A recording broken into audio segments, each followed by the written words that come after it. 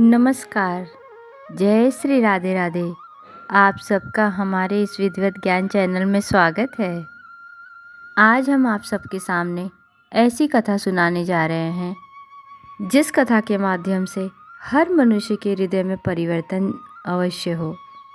तो आइए अब हम आपको सुनाते हैं माता गौरी की एक अनोखी कथा।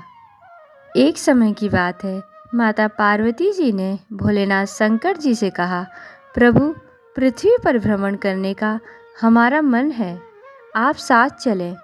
तब शंकर जी ने पार्वती जी के साथ पृथ्वी लोक पर आए और जब दोनों लोग पृथ्वी पर घूम रहे थे तो पार्वती जी की नज़र एक मक्के के खेत पर पड़ी।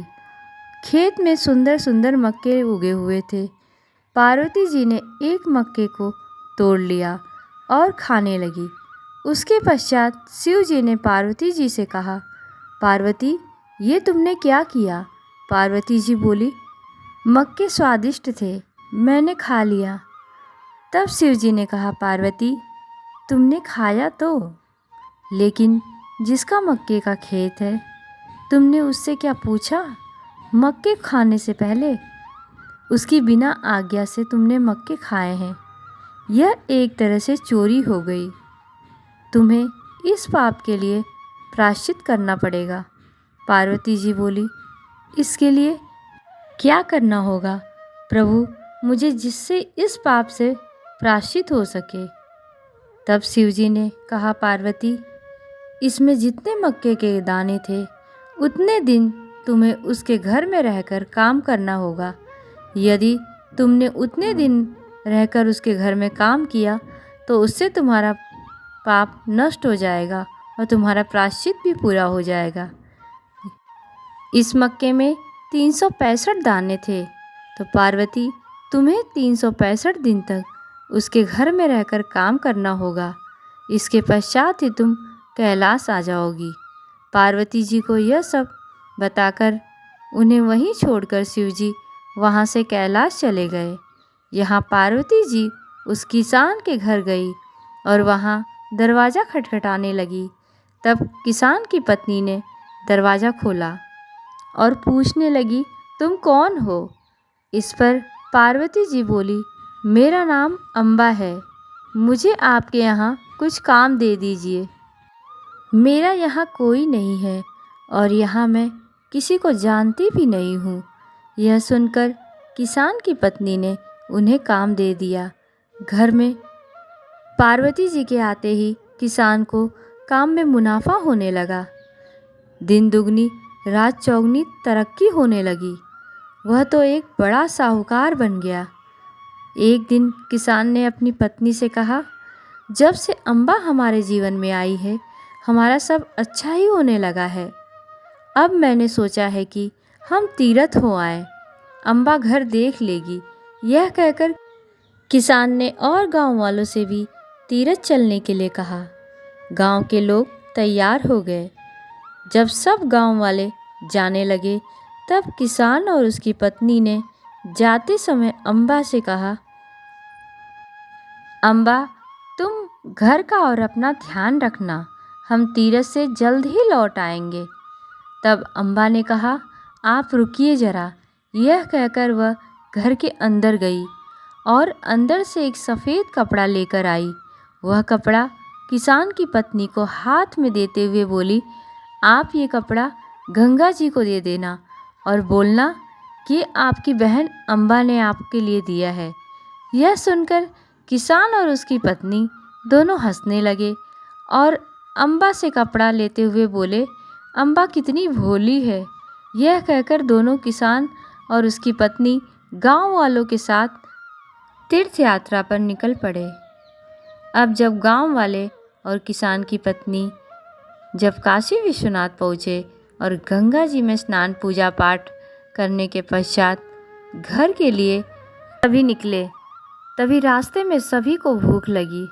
सब एकत्रित होकर भोजन करने के लिए अपनी अपनी गठरियाँ खोलने लगे। उसी समय किसान और किसान की पत्नी ने भी अपनी गठरी खोली और जैसे ही गठरी खोली किसान की पत्नी ने, गठरी के अंदर वह सफ़ेद कपड़ा उसे मिला जो अम्बा ने दिया था। वह कपड़ा वह किसान को दिखाते हुए बोली, देखिए ये कपड़ा तो इसी में रह गया, जो अम्बा ने इतने प्यार से हमें दिया था गंगा जी को देने के लिए। तब किसान बोला, सही बात है, उसने इतने प्यार से दिया था, उसकी श्रद्धा थी, हम उसे झूठ नहीं बोल सकते कि उसका कपड़ा हमने चढ़ा दिया। एक काम करते हैं, हम वापस चलते हैं। तब किसान और किसान की पत्नी ने गांव वालों से कहा, आप सभी आगे बढ़िएगा, हम वापस जा रहे गंगा जी स्नान करने। कुछ हमारा काम अधूरा रह गया था, जिसे पूरा करके हम आते हैं। और दोनों पति पत्नी वापस चले जाते हैं गंगा जी। और गंगा जी में जाते ही वो दोनों स्नान करते हैं। शुद्ध होकर वह कपड़ा हाथ में लेकर गंगा माँ को पुकारते हुए कहते हैं, हे गंगा मैया, यह कपड़ा आप ले लीजिए, अर्पण कर लीजिए, ये आपकी बहन अम्बा ने दिया है। उनके मुंह से जैसे ही ये शब्द निकलता है, गंगा जी में से 2 हाथ निकलते हैं, हीरे जवाहरात जड़े, और वह सफ़ेद कपड़ा लेकर लुप्त हो जाते हैं। यह देखकर किसान और किसान की पत्नी जोर जोर से जयकारा लगाने लगते हैं, गंगा मैया की जय, अम्बा की जय। ऐसा कहते हुए वह अपने गांव की तरफ लौटते हैं और रास्ते में वहीं आकर रुकते हैं जहां सब गांव वाले रुके थे। वहां गांव वालों को देखकर किसान ने कहा, क्या हुआ, आप सब आगे क्यों नहीं बढ़े? तब सभी लोग कहने लगे, हम आगे कैसे बढ़ते? यह सुनकर किसान जाकर बैलों के पास खड़ा होता है और बैलों के सर पर जैसे ही अपना हाथ फेरता है, बैल उठ खड़े होते हैं। यह देखकर गांव वाले किसान की जय जयकार करने लगते हैं।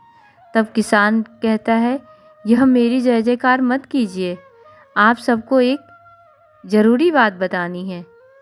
आज मेरे हाथों एक बड़ी भूल होते होते रह गई। ऐसा कहते हुए किसान ने सारी बात गांव वालों को बता दी। तब सारे गांव वाले मिलकर गंगा मैया की जय, अम्बा की जय, जय जयकारा लगाते हुए गांव की तरफ चल पड़े। अब सब गांव वाले खुशी खुशी गांव वापस आ चुके थे। अब यहाँ पार्वती जी के 365 दिन में से सिर्फ 5 दिन बाकी थे और वह भी पूरा हो गया था। आज आखिरी दिन था माँ पार्वती का। अब माता पार्वती ने सोचा कि हम तो कभी घर से बाहर गए नहीं, आखिर हम कैसे जाएं ताकि हम कैलाश पहुंच सके। तब माता ने किसान की पत्नी से कहा, आज हम खेत पर खाना लेकर जाएंगे। किसान की पत्नी बोली, तुम्हें तो कुछ पता भी नहीं बाहर का, तुम कहाँ जाओगी, भटक जाओगी, परेशान हो जाओगी। तब माता पार्वती बोली, नहीं, मैं नहीं भटकूंगी, मैं रास्ता पूछकर चले जाऊंगी। माता के बार बार ऐसा कहने पर किसान की पत्नी ने कहा, अच्छा ठीक है, तुम ले जाओ खाना खेत पर। ऐसा कहकर किसान की पत्नी ने खाना पार्वती जी को दे दिया और पार्वती माँ वहाँ से निकल पड़ी। वो तो वहाँ से सीधे कैलाश पहुँच गई। अब यहाँ पृथ्वी पर शाम के समय किसान घर वापस आया और बोलने लगा, क्यों आज हमें खाना नहीं भेजा तुमने? तब वह बोली, क्यों, खाना तो गया था। तो बोली, कब कब खाना भेजा आज तुमने? तो बोले, अरे आज तो अम्बा गई थी खाना लेकर। तो बोले, नहीं, वो तो नहीं आई। यह सुनकर किसान और किसान की पत्नी दोनों एकदम व्याकुल हो गए और जाकर यहाँ वहाँ ढूंढने लगे कि आखिर अम्बा चली कहाँ गई, बेचारी रास्ता भटक गई होगी। यह सोचकर दोनों रोने विलाप करने लगे और दोनों पति पत्नी ने अन्न जल तक त्याग दिया और बस यही कहने लगे, हमारी अम्बा आ जाए, हमारी अम्बा आ जाए। यह सुनकर माता पार्वती पृथ्वी पर उनके पास वापस आई और दरवाज़ा खटखटाने लगी।